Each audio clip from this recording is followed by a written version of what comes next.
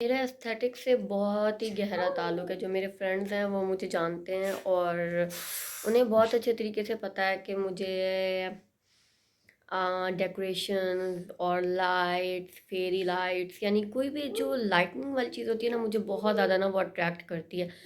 Greenery मुझे बहुत ज़्यादा अट्रैक्ट करती है, यानी जो रियल प्लांट्स होते हैं उनका तो कोई नेमल बदल है नहीं, उनका तो हम उसे तो कोई भी चीज़ बीट कर ही नहीं सकती। प्लस ये जो लाइटनिंग होती है, यानी इवन मुझे अपने घर की कोई भी वॉल खाली पसंद नहीं है। मेरा बस चले तो मैं अपने घर की हर वॉल और इवन रूफ मैं उसे कवर कर दूँ किसी ना किसी ऐसी चीज़ से।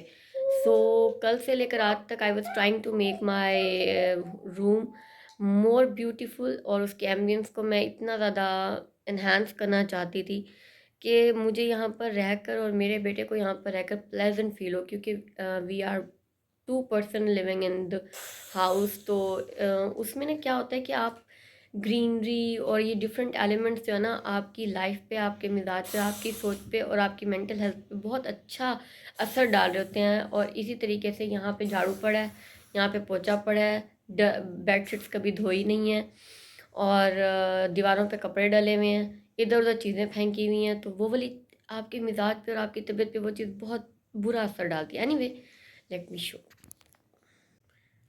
सो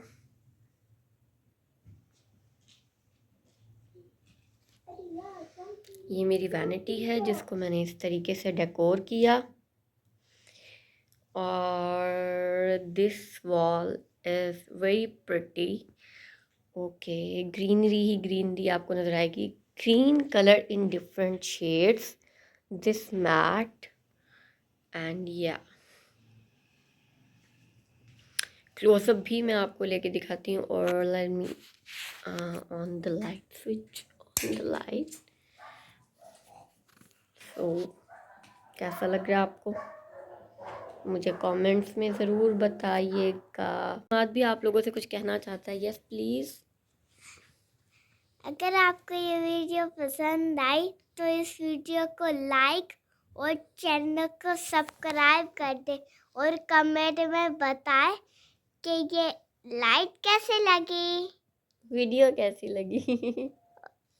कि बाय।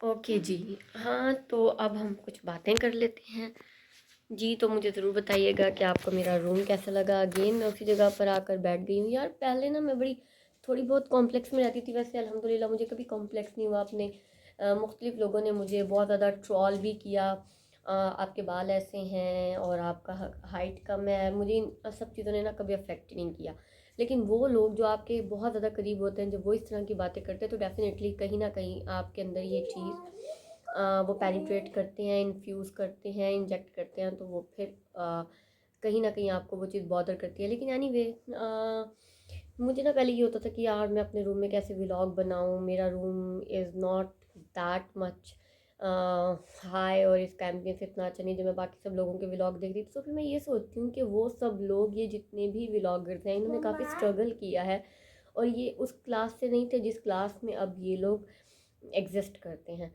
तो मेरे रूम में जो यहाँ पर एक नेगेटिव पॉइंट है वो है एयर कूलर, लेकिन it doesn't matter for me कि अगर एक एयर कूलर है, लेकिन I am trying harder to make my room most beautiful room.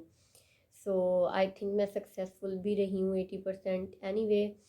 और आजकल यार आप लोग, मैं ना एक ड्रामा देख रही हूँ, ऑन एयर है वो ड्रामा, वो जिद्दी थी। उस ड्रामे में जिस चीज़ को प्रमोट किया गया है वो है स्टबर्ननेस, रिजिडनेस और ईगो। ये तीन चीज़ें जो कि रिश्ते को बिल्कुल ख़राब कर देती हैं, बर्बाद कर देती हैं। जो कि आप लोगों को, हमें जब हम कोई भी काम कर रहे होते हैं तो हमें इन सब चीज़ों की समझ नहीं आ रही होती, क्योंकि हम उस वक्त ईगो में होते हैं। Later on when we realise, तब तक बहुत ज़्यादा देर हो चुकी होती है। और कुछ लोग बहुत लकी होते हैं जिनकी ज़िंदगियों में देर नहीं हुई होती। एक इंसान ने कहा था, और मैं उस चीज़ को कोट करना चाहूँगी, और वो बहुत ही खूबसूरत बात उसने की। और वो बात ये थी कि पहले 1-2 साल रिलेशनशिप्स में ना, जब ब्रेकअप्स हो जाते हैं तो पहले 1-2 साल तो इसी चीज़ में गुजर जाते हैं कि उसकी गलती थी, उसने ये किया, उसने ये किया, उसने ये किया, उसने ये किया। हालांकि जो हमारा इनर है, जो हमारा हार्ट है, वो हमें और हमारा दिमाग भी समहाउ हमें ये बताने की कोशिश करता है कि हमारी भी कोई गलती है, लेकिन हम उस चीज़ को मानने को तैयार नहीं होते। With the passage of time, जब टाइम गुजरता जाता है तो हम व्हेन वी रियलाइज कि यार उसने ऐसा किया तो मैंने भी तो ऐसा किया था, और उसने ऐसा किया तो मैंने भी तो ऐसा किया था। लेकिन ये हर इंसान नहीं करता। ये जो नस्ली असली और जिनके अंदर ज़र्फ कहीं ना कहीं मौजूद होता है, क्योंकि जब लड़ाइयाँ झगड़े होते हैं ना, जब हम किसी के साथ रह रहे होते हैं, फिर हमारी एक्सपेक्टेशंस बहुत हाई हो जाती हैं, हमारी एक्सपेक्टेशंस का बार यहाँ चला जाता है। लेकिन जब वो बार गिरता है ना, तो फिर हमें बड़ी डिसअपॉइंटमेंट होती है, जब हमें बड़ी बहुत ज़्यादा डिसअपॉइंटमेंट होती है, लड़ाई झगड़े होते हैं, मिजाज नहीं मिल रहे होते, और दोनों फ्रीकैन में से कोई फ्लेक्सिबिलिटी नहीं दिखा रहा होता, कोई झुकने को तैयार नहीं होता, तो क्या उसका नतीजा निकलता है कि रिश्ता टूट जाता है। तो जब रिश्ता टूट जाता है तो फिर हम 1-2 साल, क्योंकि हमें याद भी आ रही होती है, हम उस इंसान के आदी भी हो चुके होते हैं, और जो अच्छे लम्हे गुजारे होते हैं वो भी याद आ रहे होते हैं, क्योंकि हम अकेले भी हो चुके होते हैं, तो वो सब चीज़ें हमें समहाउ याद आती हैं। लेकिन फिर हम उस इंसान की गलती ढूंढ रहे होते हैं कि उसने ये किया था, उसने ये किया था, उसने ये किया था। लेकिन व्हेन द टाइम पास्ट, और जो वक्त है, जब हमारे हाथ से वो सब चीज़ें निकल जाती हैं कि हम पीछे वापस आ सकते हैं, तो जब वो वाला वक्त गुजर जाता है, जब हम उस फेज से आगे निकल जाते हैं, तो फिर हम ये सोचते हैं यार हमने भी तो ये किया था, हमने भी तो ये किया था। यहाँ पर मैं एक और बात आप लोगों को कहना चाहूँगी। सबसे पहली बात तो ये कि रिश्ता दो लोग चलाते हैं, कोई भी एक इंसान रिश्ता नहीं चलाता। ऐसे ही नहीं कहा गया कि मियाँ बीवी एक दूसरे का लिबास, या फिर मियाँ बीवी गाड़ी के दो पहिए हैं, ऐसे ही नहीं कहा गया। और लोगों को जो लगता है ना कि घर सिर्फ औरत ही बचाती है, औरत का, नो नो, ये कहीं भी नहीं है। तो हमारे कुरान पाक में नहीं है, हमारे इस्लाम में नहीं है। हमारे नबी पाक ने बहुत ज़्यादा कोशिशें की अपनी बीवियों को खुश रखने की, उनके साथ खेलते थे, उनकी हेल्प करते थे, उनकी मदद करते थे, बहुत सारी चीज़ें हैं। तो जब उन्होंने अमली नमूना करके दिखाया, तो ये जो नाम के मुसलमान बने फिरते हैं, इनके लिए मेरा आप लोगों को पैगाम ये है, और न्यू जनरेशन को भी मेरा पैगाम यही है कि जब आप किसी भी रिश्ते में आते हैं, तो try to understand this thing that you have the equal responsibility to continue or to save that relationship। किसी एक इंसान पे ये चीज़ ना डालें कि उसी की ही रिस्पॉन्सिबिलिटी है आपको संभालना, आपके बच्चे को संभालना, आपके घर को संभालना, आपके फाइनेंशियल क्राइसिस को देखना, और आपकी फैमिली को भी देखना।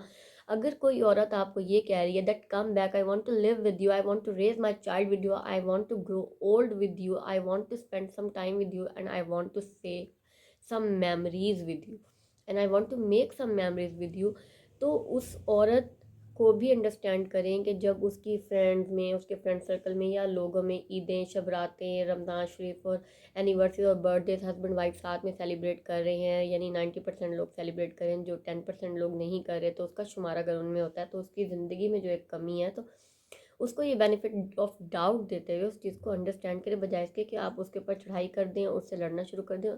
किसी भी रिश्ते में जब भी कोई इंसान ये कहता है चले जाओ मुझे तो तुम्हारी ज़रूरत ही नहीं है, चले जाओ मुझे तो तुम्हारी ज़रूरत ही नहीं है, तो आपको क्या लगता है कि आजकल के दौर में अगर कोई, मुझे लगता है कि कोई मिडिल क्लास फैमिली की लड़की भी आपके पास आएगी ना, जबकि आप उसे कुछ दे भी नहीं रहे, आप उसे वो क्लास भी नहीं दे रहे, वो लाइफ भी नहीं दे रहे, एक कमरे के अलावा आप उससे बुनियादी ज़रूरियात, जिसमें ओवन है, जिसमें फ्रिज है, जिसमें एयर कंडीशन है, वो चीज़ें भी आप उसे नहीं दे रहे, तो फिर आप कैसे एक्सपेक्ट करते हैं कि वो आपके साथ रहे। और फिर भी अगर वो आपके साथ रह रही है, अपना सब कुछ आपको दे के भी अगर आपके साथ रह रही है, तो फिर आपको ये चाहिए कि आप उसे भी अंडरस्टैंड करें। जहाँ पे आपकी फैमिली आपके लिए ज़रूरी है, तो आपके बच्चे की माँ भी आपके लिए उतनी ही ज़रूरी होनी चाहिए। और रिश्तों को का बोझ उठाना दोनों लोगों की रिस्पॉन्सिबिलिटी है। आप किसी एक को ब्लेम नहीं कर सकते, और किसी एक को नहीं कह सकते कि you have to do that, you have to do that, और आप फिर उसी से एक्सपेक्ट नहीं कर सकते। आपको भी चाहिए।